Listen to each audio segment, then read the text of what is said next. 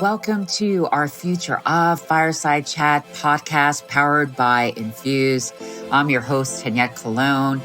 In our Future of podcast, we bring together an extraordinary panel of futurists, disruptors, innovators, and dreamers for an electrifying virtual roundtable discussion. Our mission is simple yet ambitious: to blueprint action items that will create a more inclusive world. We believe that even amidst chaos, there is always an opportunity to create positive change.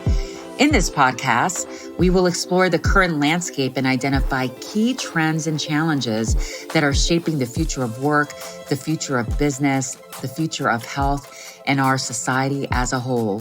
We will gather insights and perspectives from a diverse range of experts who can bring unique viewpoints and experiences to the table. Our goal is to use the roundtable discussion as a starting point for a larger conversation and movement towards a more inclusive and equitable world.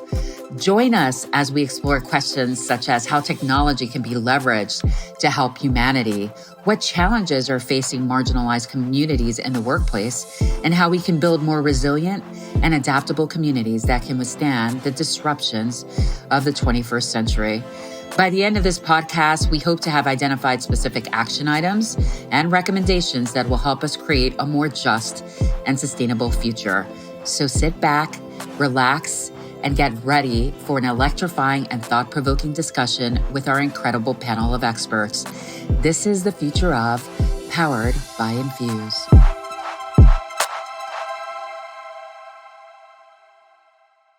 Welcome to InFUUSE's first inaugural Future of Fireside Chat Series. Today we go on a journey into the future of business, the future of sales, the future of Nearbound. We have some great co-pilots on this journey today. I just wanted to go through some quick ground rules for everyone who is attending. Make sure to have pen and paper ready. We're going to be going through an enormous amount of information, so you'll definitely want to jot that down. We'll have some great actionable blueprints as part of a virtual swag bag at the end. Be sure to drop into the chat where you're coming in from, drop your LinkedIn profile so you all can connect. Also be sure to raise your hand to get onto the virtual stage. We're doing Q&A at the end because there's a lot for us to cover. And also you can use the Q&A option as well if you don't want to virtually come on stage.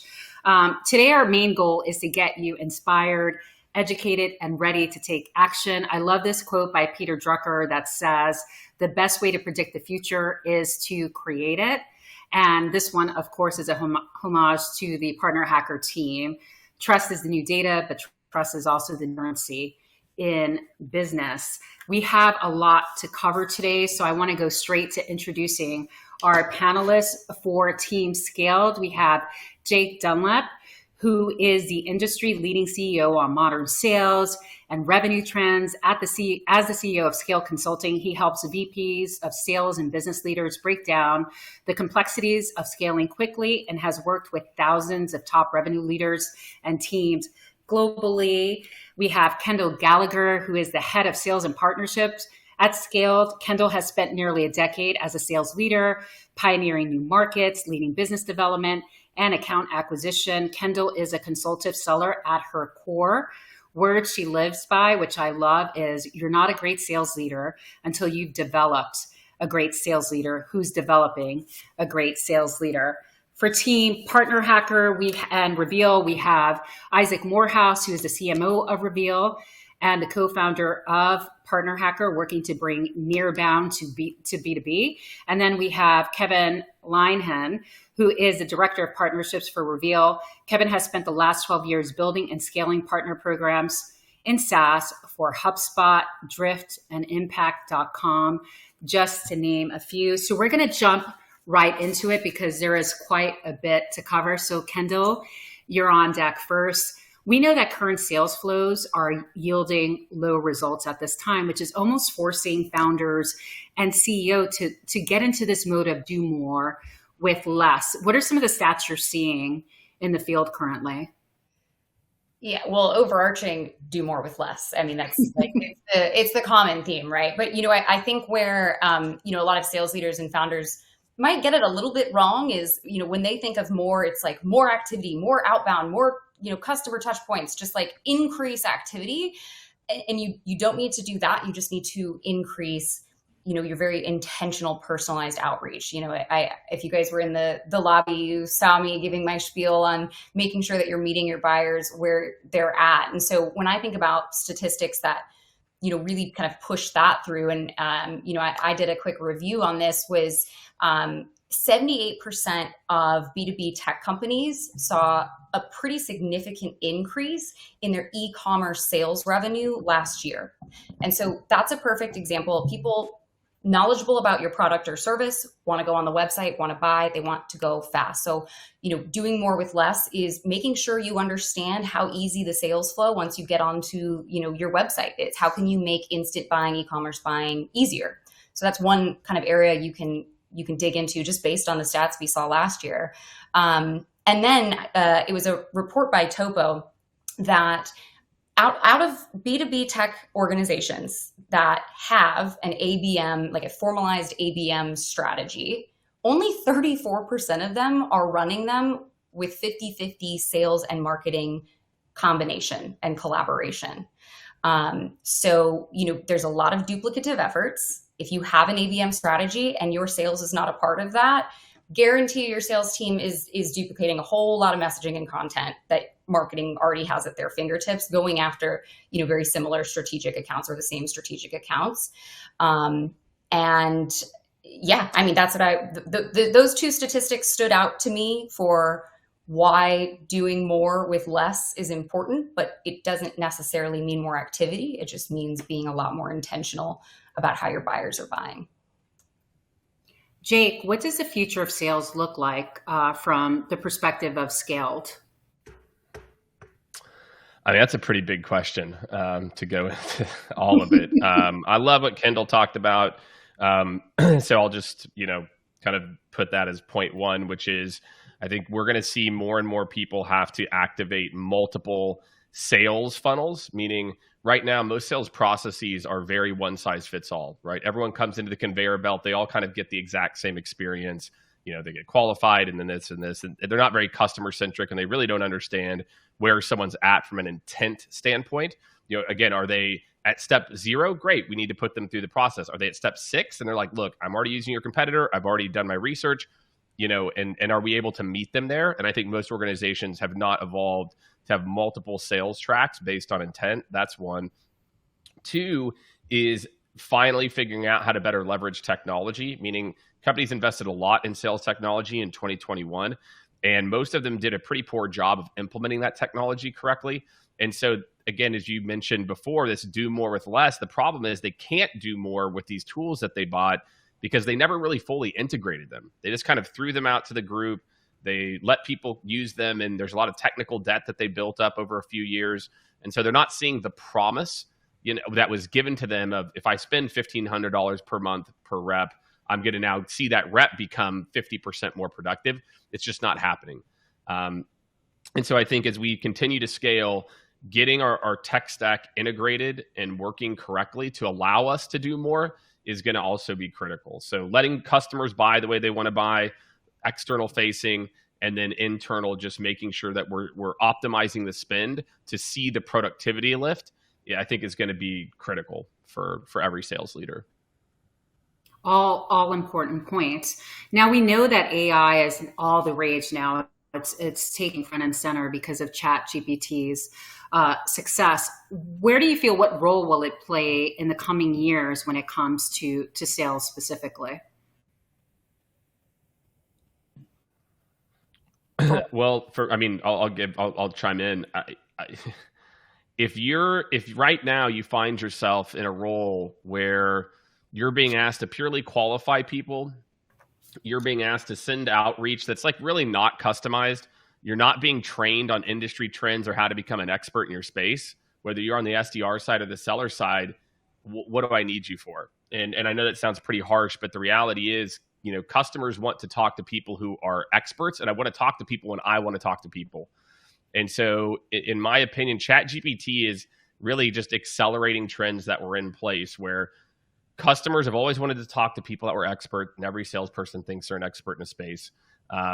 But with the rise of really understanding how good like these tools are right now, I think most sales leaders, it's so funny, I talk to them, they're not even playing around with this. I'm like, what are you doing? You know, you can use Chat GPT to decrease ramp and increase the speed people get up to speed on an industry in like from 3 months, what it used to take, to like 6 to 8 weeks.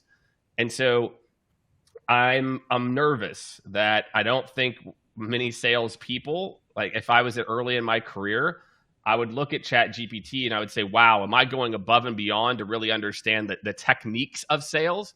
Because it's going to be able to automate and interact with people in a pretty darn close to human, if not better at times, way. That's a great point and a perspective that, to your point, a lot of people are missing. It can be used from a knowledge base. It's definitely more succinct than going to Google and trying to do all this initial research. You almost have your virtual sales assistant doing that for you through Chat GPT, which I love. Kendall, what vanity metrics do you feel like, because vanity metrics are all over the place when it comes to sales, which ones do you believe that sales leaders really on these current waters that we're charting, they have to get rid of when they're looking at their team's performance? All of them. No, I'm kidding. So it's funny, actually, like Jake and I were just on a call. We partner with Gong, and we were talking about a very similar topic here about, what metrics, what KPIs are we looking at, and then taking that one step further. And okay, numbers don't mean anything. What are the insights that we're driving from them? So just like right off the bat, vanity metrics, number of calls, number of emails, number of meetings set, even sometimes like number of meetings off, number of touch points between a prospect after they've engaged. None of that matters. Like if we can't draw the actual insights and understand the sentiment of these meetings and of the conversations, it doesn't matter. So shifting away from volume and number and moving towards number of meaningful conversations. Maybe you didn't book a meeting, SDR, but what kind of information did you get that you can then share with your AE, or that can then point you in the right direction or help you have a more informed conversation with the next prospect at the same company that you're going to try to talk to. So meaningful conversations, I think, is a great way to move away from vanity metrics. Qualified meeting set, of course, make sure you have a structure and an outline of what qualifies as a qualified meeting. And then make sure that you understand the extent of your technology. The reason I brought up Gong was, they're not just, when Gong's platform kind of provides insights, it's not just looking at like, oh, congratulations, you've talked to your prospect 5 times in between your discovery and your proposal call. It's like actually giving you insights into what has happened.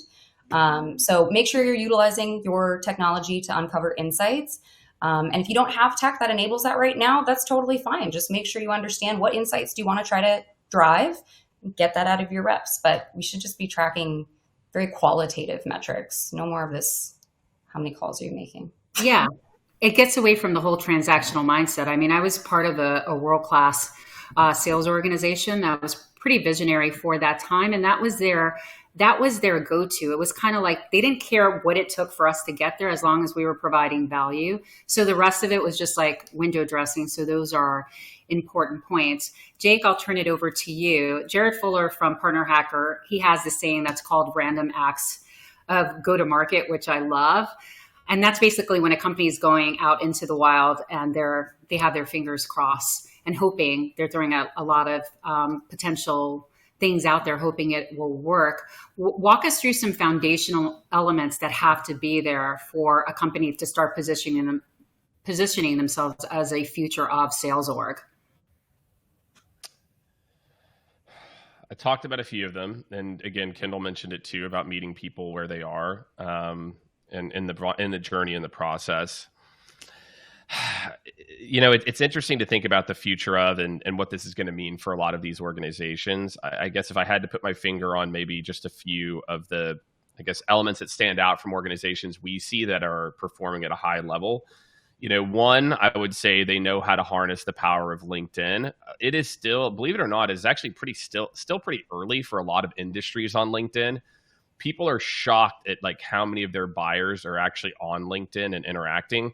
I think we've entered this era, and I've been talking about this, and other people have for quite some time, that if you train your sales organization how to put together content that is relevant to your buyers, not trying to be salesperson famous.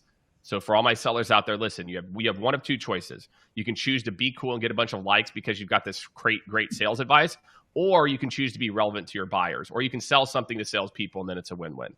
And I think more and more sales teams, leaders, and marketing organizations, if they really want to be at the forefront to cut through the noise of email, I think it's like 300 billion emails sent every day, right? Calls, everyone sends everything straight to voicemail. Not that you shouldn't still make calls. I still am a big fan of calls for certain industries. LinkedIn right now is the number one way to cut through the noise with meaningful content, interact with people, and build some type of relationship capital outside of just their inbox. So to me, if I had to pinpoint one area that if I was starting a team, I would train them on how to become experts in putting out value, interacting with people, and growing their network on LinkedIn with their target audience. And that's how, I mean, if you had to pick a channel, then how to use video and some other things within there as well. Because just so few people are doing it right now. It's kind of interesting. We got all these tools, and like sales acumen is regressing instead of improving, which was kind of the promise. And so I feel like LinkedIn is a good example of that. Like we're training people how to DM, which is just email 2.0, versus really how to interact, grow their network, and inspire people to want to have a conversation with them.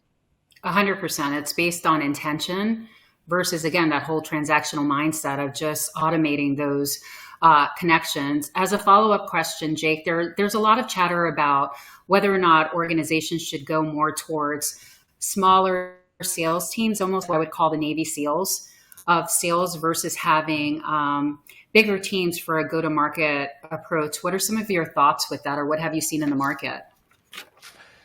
This goes back to the productivity conversation we were having. Let me tell you the big issue that we have, and the elephant in the room that nobody wants to talk about is this. It's that you have two sales leaders on paper side by side. Sales leader one, they both scaled to 100 million. Sales leader one managed 100 people. Sales leader two managed 30 people. They'll call them Navy SEALs, and crushed their number. When that person goes for a job, let me tell you what's going to happen in VC, private equity. Let me tell you what's going to happen in that land.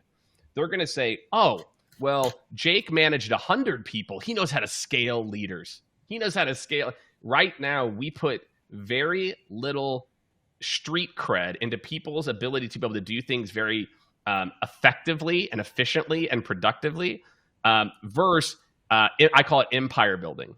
And so if we're going to see this change and this shift that we want to see, we have to start to not reward sales leadership for empire building instead of knowing how to truly not just do more with less, but build really efficient, productive machines. And until we flip that switch and we say, nope, you're not going to hire 80 people, because as a former VP of sales, my forecast is like, here's the number of heads, here's my quotas that they have, here's churn, here's how we get to our top line number. And instead, we start to think about how do we add different effectiveness gains in there to say, actually, these reps are going to be able to do Y, and our marketing is going to be able to get so many people with much higher intent to this stage where our close percentage is going to increase by 2x.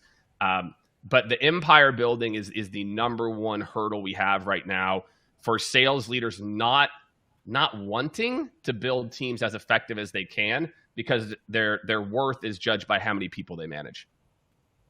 Huge point there. And there's a lot of mind shift changes that have to happen to get us more on a sustainable path. Kendall, I wanted to switch it over to you. It's more of a sales partnership conversation on, we're in this new era where the two should be blending in and working towards a greater goal. How do you feel that organizations and businesses can start basically preparing a foundation for their partner ecosystem motions?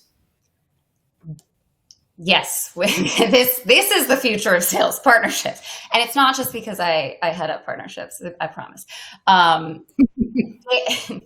Day one, create the narrative in your sales organizations that partners are pivotal to their success. It doesn't matter if you even have a partner established yet. make sure that the narrative and the culture in your sales, in your marketing, in your rev, doesn't matter if it's, just two of you guys in a shop trying to run towards, scaling the company, really believe that partners are pivotal to your success, and share that with your sales team from day one, because it doesn't matter if you build a best in class partner ecosystem and program. If your reps are like, I don't know, they might I don't want their fingers on my deals. It's going to fall apart. I would say next up is go talk to people who have, very good and strong and robust partner systems, not necessarily that you want to go partner with, but ask them for 20 minutes of their time. What's going well? What sucks? What were the red flags? What were the roadblocks? What's the biggest thing I'm going to face? How do you do this? How do you do that? And you don't necessarily have to adopt all of them, but pick out all of the best pieces and things that fit well with your organization to help you start crafting, the partner program and ecosystem that you want. I think obviously Nearbound, and you guys will talk about the blueprint that you've put out. That's a really great place to start for the kind of core foundations that you need, but you can get really creative with how you want to operate within partnerships. And it just has to make the most sense for you. And on that track, outline what you want from your partners and stick to it. If you are cool with just having loose referral partnerships and you want to get your name out there, great. If you want them to commit to co-marketing, hey, we are going to do one webinar a quarter, absolutely get them to commit to that. Have that outlined. If you want a certain number of referrals per month, have that outlined. If you go even farther and you say, I want all of our partnerships to generate X amount of revenue, create your outline, stick to it, and have that conversation with potential partners. Because if they're not able to meet you there, or at least get a little bit flexible to meet you almost there, the partnership isn't going to work anyways. So make sure you know what you want out of a partnership. And then when you're just starting, biggest recommendation, pick two partners that you're passionate about, and just spend 3 to 4 months with them. Start small, figure out the kinks, and then you can go run with it. I agree 100%. I mean, you bring up the major point of embodiment, because I think a lot of these founders go into it feeling like they want to embrace it, but their mindset is still a little bit transactional, which I then think they get disenamored because, it takes some time to build relationships, trust, and the kind of like groundwork to see the revenue come in over time. And one thing I have learned from you is putting that framework in, even if it's just a simple ask, making sure that commitment is there amongst, the partners that are looking to partner together. And simple is always good. But this is like the perfect segue to team, partner hacker, and reveal. So I'm bringing them on deck now. Isaac, I know you guys have been putting out the Nearbound word, and it is a word for those that are attending. Tell me a little bit about how Nearbound differs from partnership models from the past. Yeah, it's a great question. It is, it's both sort of as old as time and new. So, I mean, at the highest level, Nearbound and a Nearbound approach to go to market is recognition of reality. So it's not like, hey, you should go innovate and do something different. It's you should recognize the reality that is already here of how buyers buy. To Kendall's point, like you got to listen to how buyers want to buy. Buyers listen to people that they already trust. Most of the time, that's not you. When you're trying to reach somebody with cold emails or ads, and just to the point that both Jake and Kendall made, you can't just increase the volume of those things. They're making decisions. Jay McBain has mapped out like the buyer's journey. There's like 28 different moments along the journey, and there's like 7 different people involved that the buyer trusts. You're not most of those, right? So finding who they are trusting, who they already are customers of, who are they listening to, and partnering with them.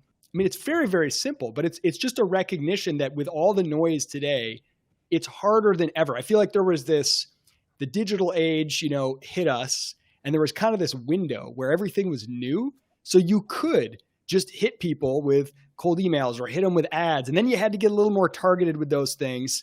But if, as long as you were a little more targeted, they were still effective, and you could kind of, okay, now you got to give away some value and do like inbound stuff, create some guides, and they go download the guides, and then you nurture them. Those things have all escalated so fast, and everyone's doing them. Everybody's flipping on all this automation and stuff. It's not that they don't work, but they become the returns dive, and it's like, okay, we'll just keep cranking up the numbers, right? Bigger top of funnel. Everybody's drowning. There's 30,000 SaaS applications, at least. That's like the last estimate that I saw. The average American sees as high as 10,000 ad impressions or brand impressions a day, right? So trying to cut through that noise is crazy. So what do people do when they buy? How do buyers behave? Like, I mean, when's the last time you bought a purchase that was actually significant? A car or a neighborhood, you're going to move to a new neighborhood, or even a laptop or a piece of software for your personal life, let's say. Or I recently opened a new bank account, and you ask around.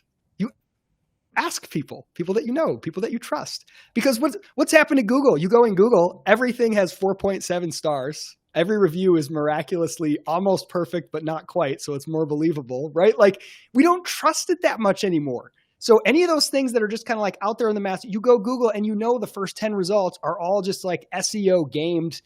A lot of it's crap, frankly, and I'm a marketer. I'm a content marketer. So like, I love that game, but truly, go Google like how to cook a chicken.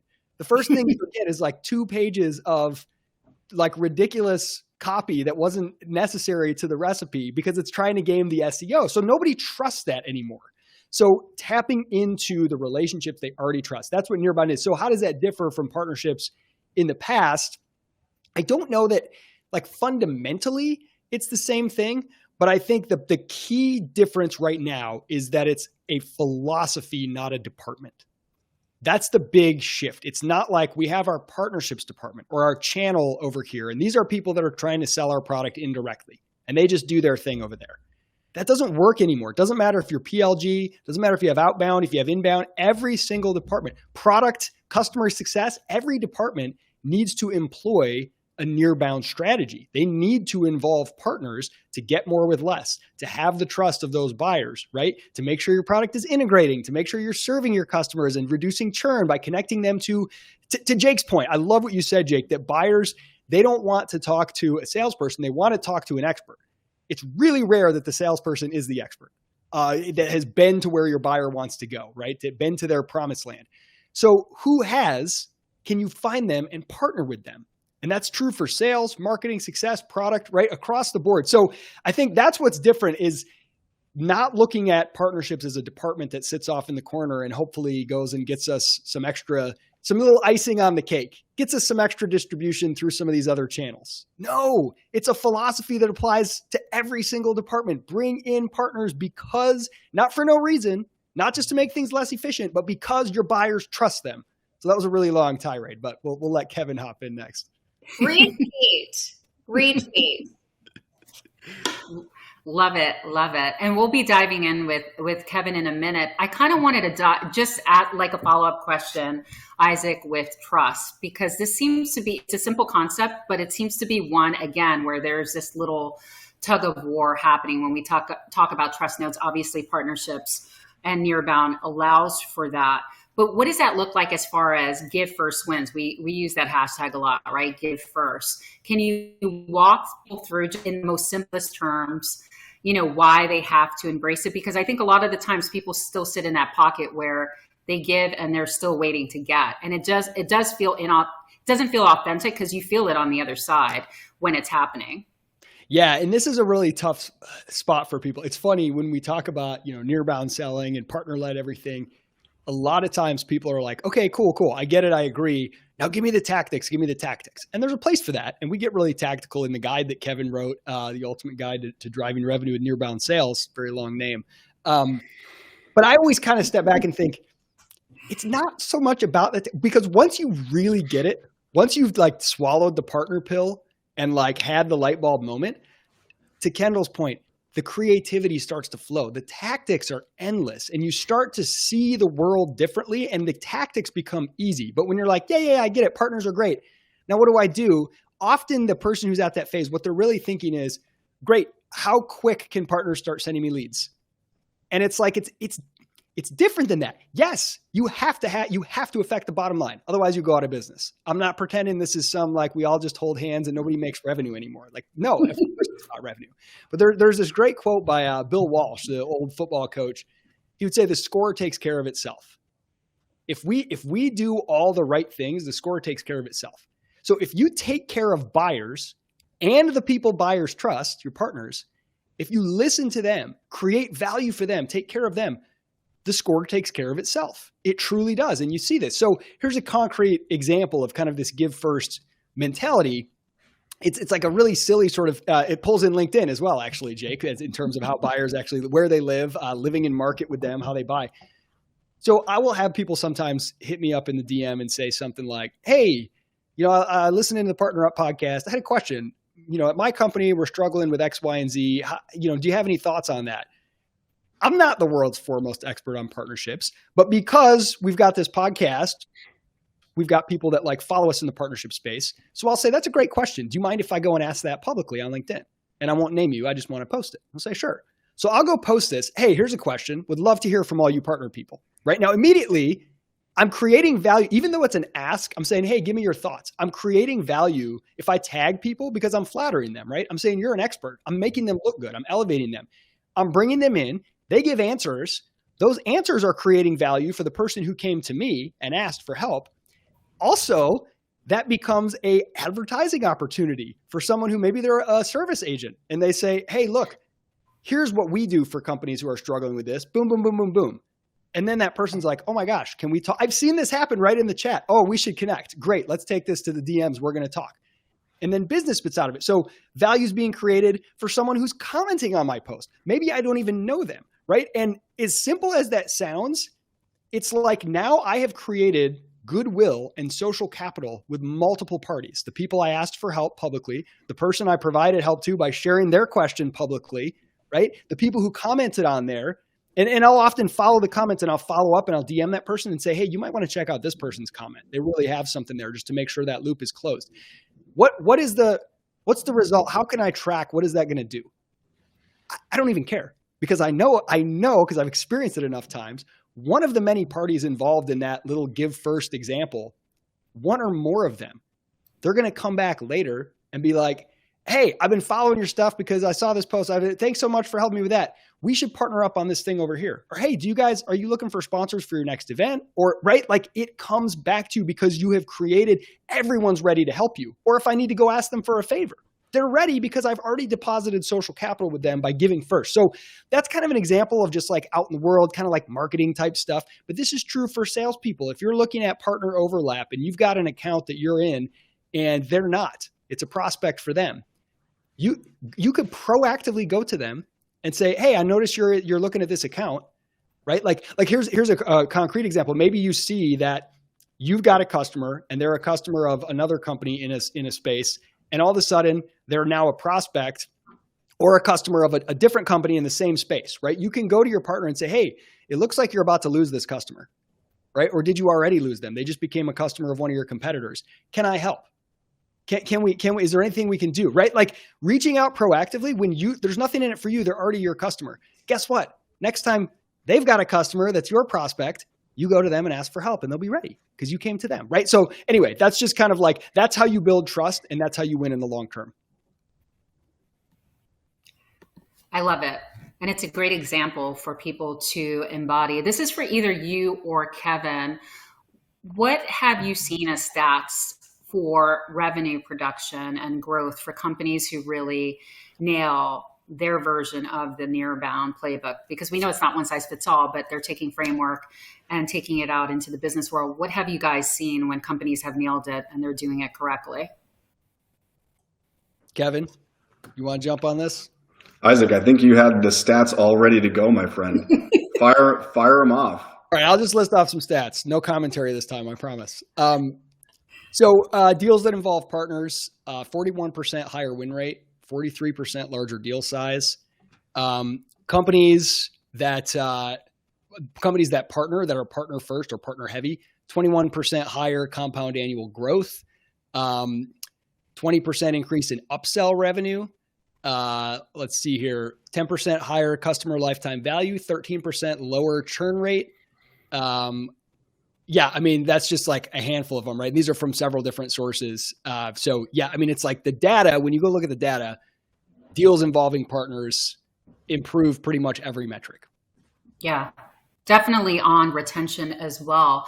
Have you seen, like, what's the norm right now with what year one looks like versus where it starts to, like, I feel like there's this precipice stage, and that's where a lot of these founders that are not fully embodying the whole partner or near bound approach, you see it, like it could be month 11 or 12 when they're about to scale to the next stage. What are you seeing as the norm between month 12 and maybe month 17 when it really starts to pick up? Like from 100,000, I've seen case studies where it went from 100,000 one year to potentially like over a couple million by year 2 or 3. That's for either one of you. Kev, I'd love to hear your take on that, being in, working in some of these partner programs. Yeah, I think at the end of the day, to build really fruitful partnerships, it takes a lot of time. It takes a lot of time to build trust. It takes a lot of time to really understand what is your true joint value narrative or joint value proposition with your partners. That takes a lot of reps and sets to figure out.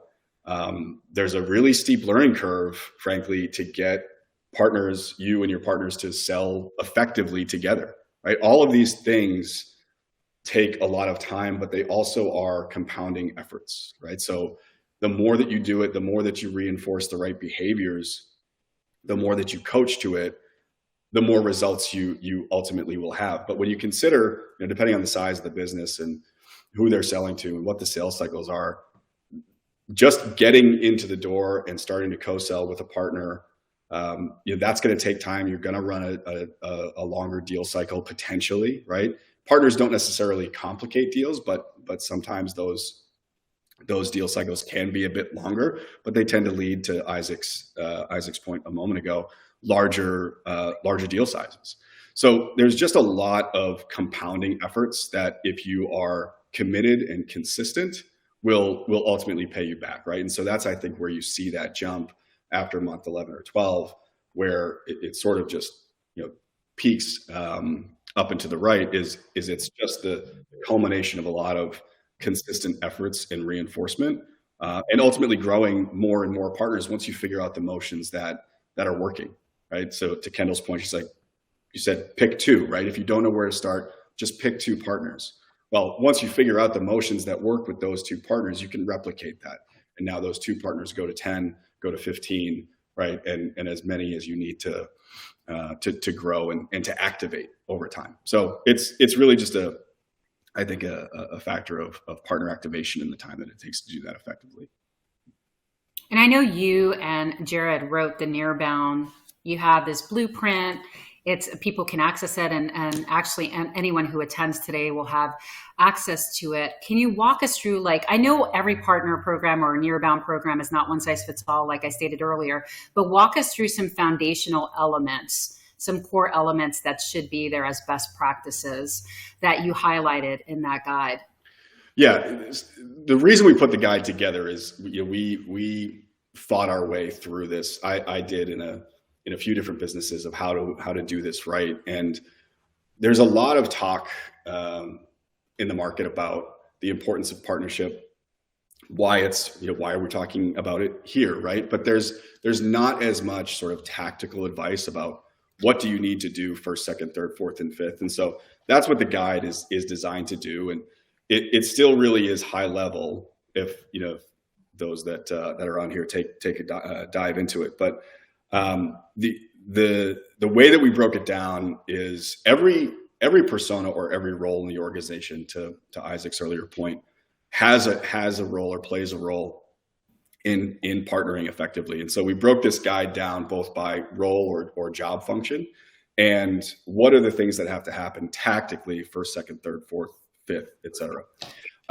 The first thing that you have to do, and especially with nearbound sales and account mapping, which is of course what Reveal does for the most part, is making sure that you're operating with a good data set, because what you're doing is you're comparing your data to your partner's data. And so making sure that data is clean and accurate and reliable is really step one. The fastest way to lose trust selling with partners, or even with partner teams going and collaborating with their own sales teams, is to have bad data, right? The last thing you want to do is bring an opportunity to your seller or say, hey, we have a great partner. They work with this account that you're trying to sell into. It's one of your most important accounts that you have to sell into in 2023. And the data fails you, right? Like it's not sound. You can't rely on it. And so it's really important before diving into this motion or building this motion that you can really count on your data. And then once you do that, digging in and understanding who are the partners that we really want to go and work with here. Not every partner is a great fit for co-sell. Not every partner is a great fit for co-marketing. You need to really understand what you're looking at. And before you go discussing the data that you've mapped with your partners or bringing it over to sales, you really need to understand, what additional questions do I have to ask? What else do I need to know about what I think I see here? And dig in and spend a lot of time understanding what's in front of you. And then once you have that, it's about sharing the insights. It's about sharing the insights with your partner. It's about sharing the insights with your sales team, your counterparts that are AEs or BDRs or your sales leadership team. It's sharing the insights with your executive team, but making sure that everybody understands what's the opportunity here in front of us that we can capitalize on if we work effectively together. And from there, it's about taking action. It's about getting in and bringing those insights and applying them in the field and seeing what you learn. I think that something that Kendall said early on when she was talking about vanity metrics is what information did you get that allowed you to sell more creatively or sell more effectively, right? And I think that that's a way that not a lot of sellers will use partners. So many AEs are looking for that referral and looking for that meeting intro. And there's so much to be gained by just digging in and understanding the stuff that you can't see, the learnings from working with that account over a multitude of quarters or years. It's Jared and I like to call it getting answers to the test, right? And there's so much value in that. So I think that taking it to the field and taking action just looks a little bit differently depending on the program. And then finally, I'd say the last phase that we model out in the guide is measurement, coaching, and iteration. So obviously you're measuring your performance, but I think the most important piece there is coaching and making sure that sales leadership is coaching to working with partners, understanding what the opportunity is, because you can have your CRO or your SVP and your senior leadership level saying we are partner forward, but it's really the frontline sales leaders that are going to dictate and reinforce the behaviors of their reps. And so like that becomes super, super important in an effective nearbound selling strategy, is the level of coaching and reinforcement that's coming from sales leadership and specifically frontline sales managers. All great framework. I have an off the cuff question. A lot of early stage startups will say they're too early to do any form of nearbound motion. I tend to disagree. I just wanted to get either Isaac or Kevin's thought on why it's in this market, it becomes more critical to be more bold and brave, to include it even in the most simplest level. Yeah, I'll give a quick thought, and Kevin, you can jump in. It's funny. I think it was last year. A16Z said, "Look, if you got two companies and they're both projecting the same revenue the next year, but one of them is 100% direct and one of them's 50% partner source." I think they even said if the 100% direct was projecting more revenue, they would still go with the partner source because it's more sustainable, right? So like the sooner you get that philosophy in place, the easier it is and the more creative you get as you go, instead of like, okay, we're going to run these traditional GTM playbooks and then all of a sudden we're going to change our ways down the road when we need to. That's very hard to do. So at least having the mindset, again, that philosophy in place. And when you think about, Jared has mentioned this several times, is, Chat GPT, it's like the fastest growing, product like in history. The distribution model, I mean, it's being used in a whole bunch of other people's products, right? Like if you figure that out from the jump, hey, we're going to distribute through integrations. We're going to have service providers out there, putting our stuff in the hands of their customers. Like if you figure that out from the jump, think about how much quicker you can get ahead of competitors or potential competitors. If you're early stage, you have very little money, you're not going to win the like competitive ads battle, right? You're probably not going to win like the traditional kind of marketing tactics and the sales tactics, building a giant army of salespeople. So to me, it's like, it's all the better. You have less to lose, less cultural inertia that needs to be changed, less unlearning that needs to happen. And you have the ability from day one to say, if we're going to win and dominate this space, we need an ecosystem around us. So let's think about like, I love this question for early stage founders, especially. What if we weren't allowed to have a sales team? I think PartnerStack's founder, Bryn, was kind of like asking that when they founded PartnerStack. Like, what if you couldn't have an in-house sales team? What would you do? Well, you'd have to make the world your sales team. Well, what would that look like? Not that you don't have to have a sales team, but I think that question is kind of the right place to start if you're at that early stage. Like, what would that look like?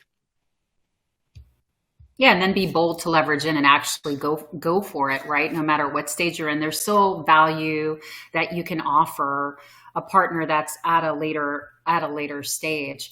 A question I'll open up to Isaac, Kevin, and everyone on the panel is the whole, and I know Team Partner Hacker broke down this case study, and it really is a good one for founders and CEOs to take a look at. And it's Chat GPT and the brilliance of their go-to-market strategy and how they were almost reverse engineered, forcing the bigger companies to integrate in, and powered by Chat GPT, a big word on Google searches. So if any one of you want to chime in on, best practices or things that people can learn from that case study.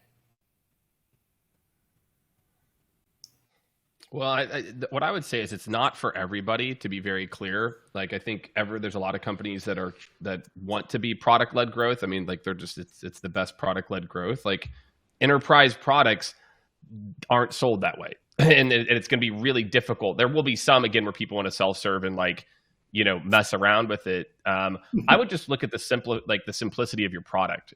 Is this something that I can create a version of that people can use and immediately see value out of as an individual or small group? If you think of like Teams or Slack as well too. So take a look at your product and just be very honest with yourself. That's great. ChatGPT did it. They're one in 0.0001% of like companies that are going to ever do that. So I think it's just be very smart about who your customer is, what your go-to-market is, and if you fit that niche. And if not, a lot of the other things we've talked about will be a just as great solution for you from a growth standpoint.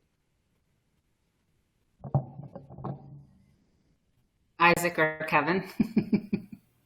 Yeah, I don't think I disagree with anything that Jake said. Basically same thoughts. I think it's interesting. We've seen some interesting things, and I don't know to what extent this is like a trend that's going to grow. I think it is, but I'm not super confident. So I've seen a couple companies, their entire go-to-market was literally just being launching on like Zoom. They're like a app that integrates with Zoom, and that was it. Because look, Zoom has all the users, all the eyeballs, so we're going to just launch on Zoom. And now Zoom actually dedicates some real estate right on their main page to like apps integrations. So you've seen some stuff like that where like companies will just say, that's it. That's our whole strategy. We're only going on, let's say, a marketplace or, the embedded approach. I was just talking to a fintech founder who's like, I'm just offering my product embedded in existing products. That's it. Because I don't want to have to go out and get all the users. They've already got the users, but I've got a solution that they don't have that can layer on. So I'm going to go sell half a dozen companies that all have millions of SMB users, and it's going to be essentially a powered by, like an embedded solution. So I think that strategy can work maybe more frequently than people first assume, but you have to be, it's careful. Like it's risky too. If you do that early on, everybody knows, stories of Shopify, whatever. It's like, okay, we're going to have this, we're going to do a powered by, or we're going to like feature your app offer it to our people. And then, we're going to go create it ourselves. Right. That's a risk, but I would say that's always a risk. So I don't know. I think it's worth considering. Absolutely. Some of the feedback that's coming in from attendees, Olga said one of her portfolio companies has had one of their best quarters, yet credits it to sending leads to partners and giving first. She literally got off that call with that company prior to joining. And she made a comment about, on average, it takes 3 to 6 months to ramp up a sales rep internally. So it will likely take partners as much time, if not longer, since your company is not always top of mind. We're getting a lot of good feedback on it. I want to go back, and this is for the entire panel, to the whole mind shift that actually has to happen, because we saw so many in 2022 and the beginning of 2023. We saw a lot of great partner leads like lose their job, right? As when they were starting to actually have to fine tune budget and make those tough decisions. So I'll start with you, Jake, or Kendall, whoever feels, or Isaac or Kevin feels inspired to talk about like what some of those fundamental shifts have to be. I mean, I understand tough decisions have to be made during this time, but a lot of it was done, from what I could tell, a big chunk of it in 2022 was in partnerships. Yeah, I mean, my best advice, and why we just, on the services side, we saw this firsthand over the last 4 to 6 months. You have to be multi-threaded, meaning like you have to have relationships with the sales organization direct. So if you're on the side on the partnerships, you have a lot of value to add to the other organization as well. And I see sometimes you get pigeonholed, but it's no different than like a direct deal, right? It's like you get the champion who's the blocker and they won't give you access. Like you just cannot let that happen. And I think we did a really good job of like establishing a lot of real relationships. And so when that happened, with whether it was direct with the sales, the customer organization, we really didn't skip a beat. It actually opened up some opportunities. So I just think you have to make sure that, you're partnered with that company, not that person. And so therefore it's your job, if you are on the partner side or the services side, in this case, to make sure you're multi-threaded. It's critical. Yeah. I would say, like, here's the easy thing to say, right? We run Partner Hacker. Our audience is all partnerships people. The easy thing to say is, oh boy, that sure is short-sighted of all those CEOs and, boards to be cutting their partner program, and, they're going to pay for it later. And there's truth to that. I don't disagree with that. But forget that for a second. I want to speak to the partner people. This is wartime now. In peacetime, companies can afford to, there's a lot of nice to haves. And a lot of partner people came in during peacetime. And a lot of them kind of have gotten comfortable with the fun parts of their job, which is like, I like to just connect to people. Let's just connect. Okay, why are we connecting? Do you have a reason? Do you have like a strategy? No, you just seem cool and I'm cool. It's like that, Simpsons episode, like, so do you like stuff? It's like, that's not a sufficient reason to connect. And so it's like, let's go to conferences. Let's do Zooming. Hey, I'm friends with everyone. I'm the partner person. Everyone likes me. I'm friends with people from all these different companies and they all say they like our company and we should do stuff together. Like, that's not sufficient.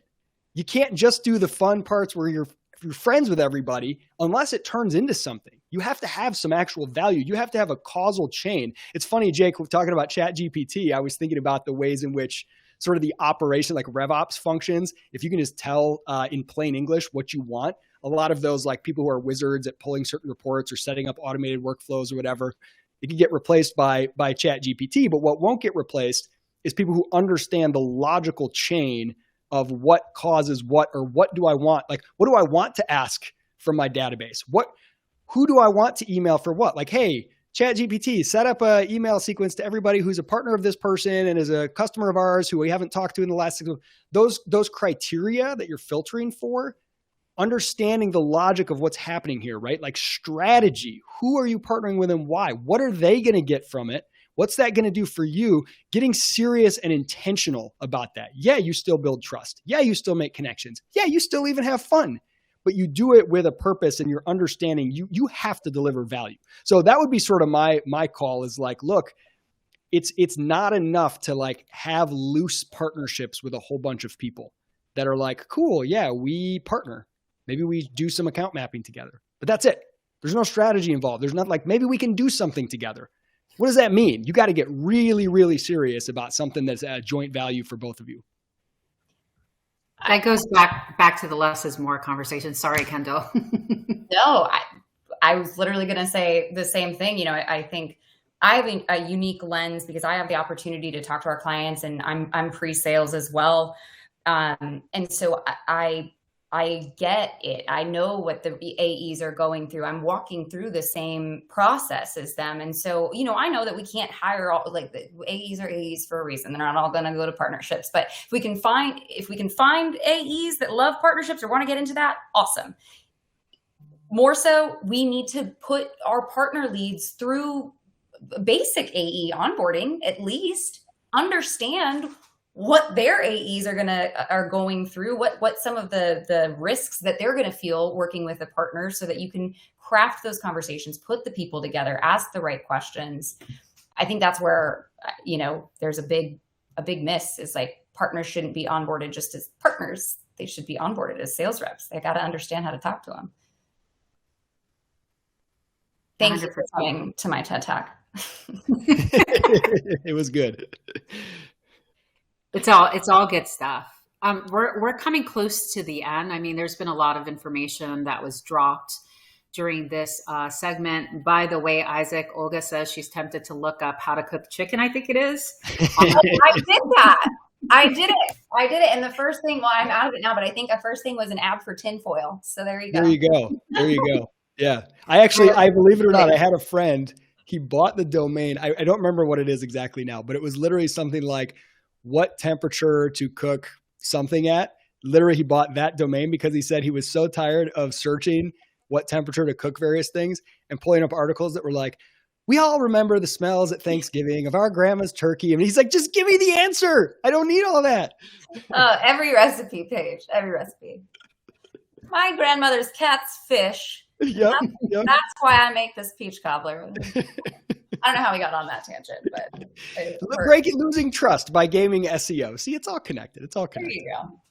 Totally. As we close out this session, are there any like closing words or like the top 3 things people should consider or take away? Because we did cover a lot. Like if there were 2 or 3 things you want to make sure they like integrate with, what would it be? Feel free to jump in. I think because I know that we're speaking to a lot of founders and early stage, I cannot stress the importance enough of really understanding your buyers and your buyer personas and putting those guides together, spending a couple hours, like really thinking through it, not just saying, okay, it's a VP of finance and these are the general pain points and this is how we solve for them. Like sitting down and understanding what their job responsibilities are, specific pain points about their job or their objectives. You know, what are they concerned about? What are they liable for? And then, you know, what of course can you do to solve those things, but from a context of who they really are. So starters, found up, sit down, spend a couple hours, map out all possible buyers and put those persona guides together. And it's just like the messaging, the value, all of that is going to flow so much easier because it's been brought up for you and then documented. Yeah, I was going to start with the exact same words that you started with. Listen to your buyers, pay attention to your buyers. Like, who do your buyers listen to? Most of the time, buyers don't care who they're buying a solution from. They just want the solution that works. So how are they going to make that decision? They're going to listen to someone they trust.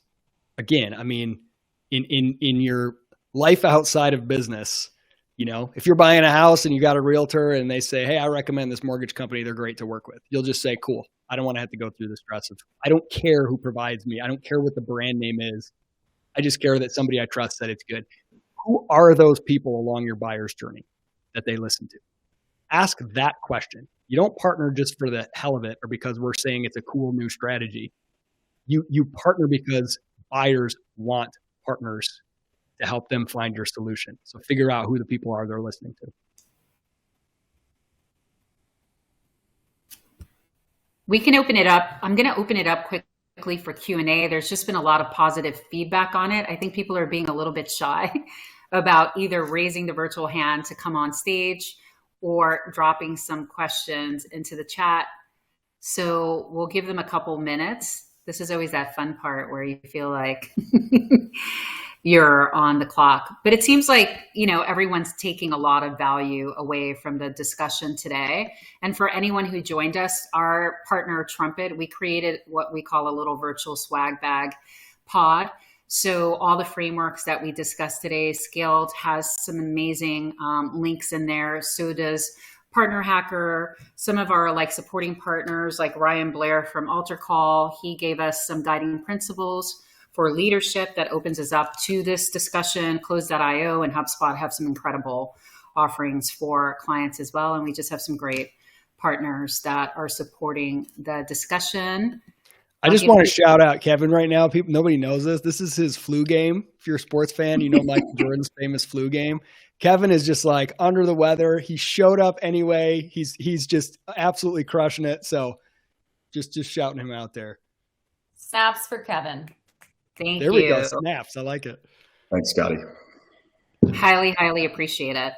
So it looks like everyone is, we're set here. I don't see any questions in the chat, but I wanted to thank you all for taking time out, Kevin, for coming in when you were not under the weather. I really appreciate your support. And then everyone who's attending will get the virtual link to all of the discussion we had today, the replay, as well as the offerings and the blueprints that were discussed today. Thank you so much for being part of the inaugural for the future of, and we will talk soon. Bye, guys.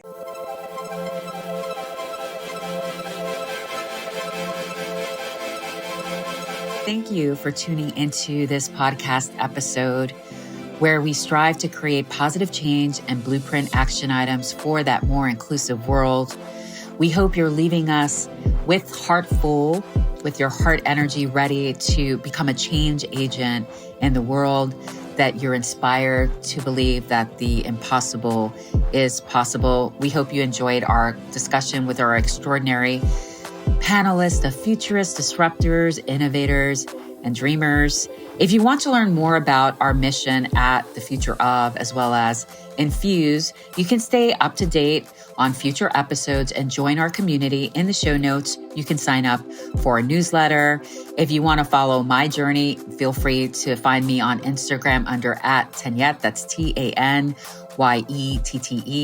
You can find me on LinkedIn @Tanyette Cologne.